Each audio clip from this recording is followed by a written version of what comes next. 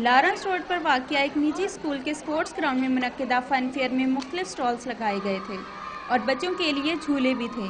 Painting के stall बच्चों की खास तवज्जो का मरकज बने। फन फेयर में आके वो मैं बहुत अच्छा लग रहा है, बहुत एंजॉय कर रहे हैं। यहाँ हमने उस्मान बेग को भी बनाया, आरिफ का भी अभी मैंने बनाया है, उसका ट्राई भी हो गया है। स्कूल इंतजामिया की तरफ से जिस ग्राउंड में फन फेयर का एहतमाम किया गया था, इसमें घास नाम की कोई चीज़ दिखाई नहीं दे रही थी।